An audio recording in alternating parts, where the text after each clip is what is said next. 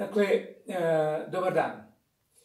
Ovim videom prikazujemo realizaciju Eratosthenovog eksperimenta u 4 grada na dan letnjeg solsticija.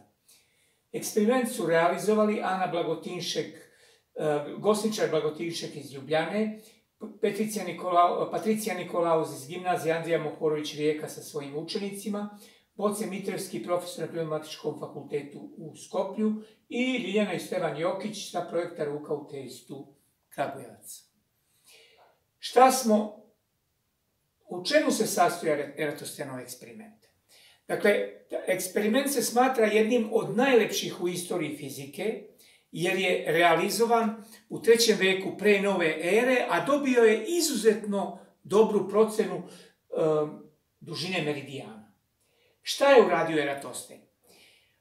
U vreme letnjeg solsticija Eratosfen je merio dužinu senke ovog obeliska koji se nalazio u Aleksandriji i imao je ovaj ugao između tog obeliska i sunčevog zraka. Istovremeno je u Asuanu, koji je bio na rastojanju 820 km, to je on morao da proceni na neki način,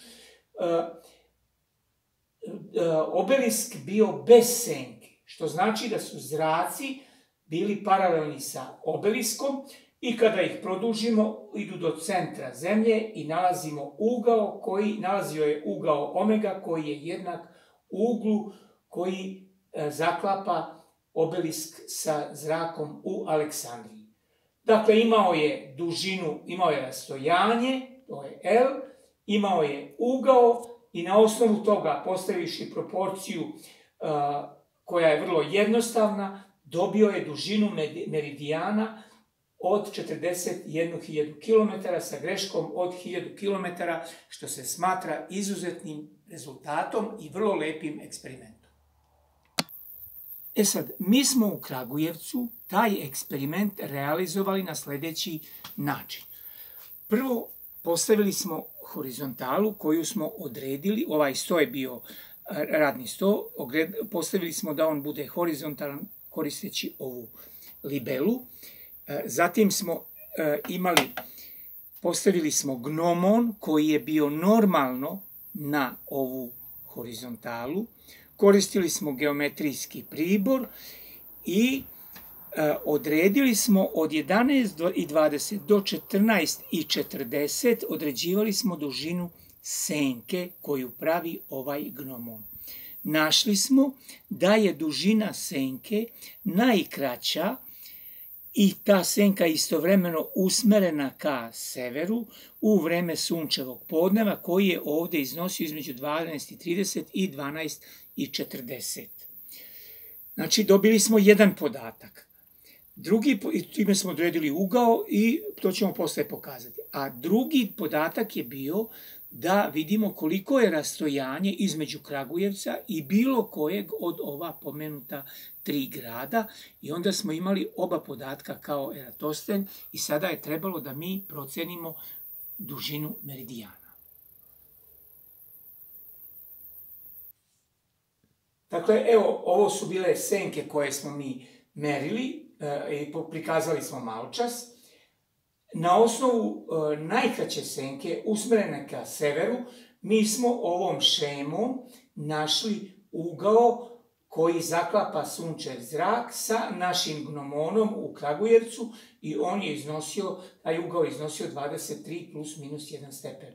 Ovdje smo odredili dužinu senke, dužina gnomona i to je već poznata stvar iz geometrije. Međutim, moramo da pomenemo da situacija kod nas nije ista kao što je bila kod Eratosthena, jer kod nas imamo ugao sa ovim gnomonom i u Kragujevcu i u nekom drugom gradu i onda za proračun koristimo razliku ova dva ugla i rastojanje između ta dva grada koje smo odredili pomoću interneta. I kada smo to sve dobili, mi smo računali za Kragujevac i dobijali smo vrlo loše rezultate. Evo, pogledat ćete ovdje kako izgledaju ti rezultati. Evo, računali smo za svaki grad Kragujevac u odnosu na ostala 3 grada. Ovdje su sve podaci, geografska širina, geografska dužina, uglovi I zaključili smo da je naša procjena vrlo loša, nije prihvatljiva. To je zato što položaj Kragujevca u odnosu na ostala 3 grada ne omogućuje tačno da procenimo dužinu meridijana. Ali je situacija bila potpuno drugačija kada se procenjivalo Ljubljana-Skoplje.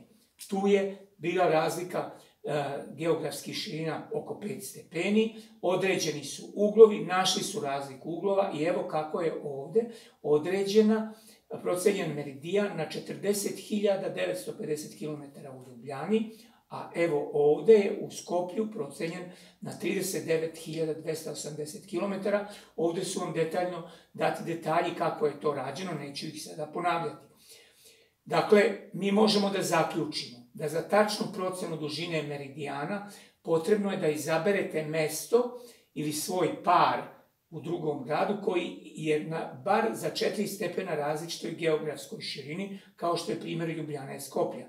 Zatim, naglašavamo, a to i sami vidite, da učenici ovim eksperimentom proveravaju i koriste niz svojih znanja iz geometrije, geografije, fizike i nastavnici ovih oblasti mogu da sarađuju.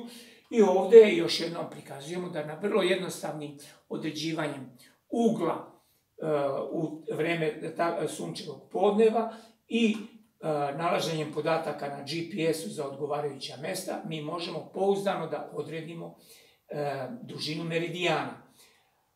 Za ovo smo dali zainteresovanim nastavnicima obimnu literaturu u multimedija resursima. Tu smo dali projekt Tragovima eratosfera na našem sajtu Ruka u testu, imate i na francuskom, a ovde imate knjigu Evropa otkrića u kojoj imate posebno poglavlje Eratosfen i merenje obima zemlje koju možete kupiti u Srbiji.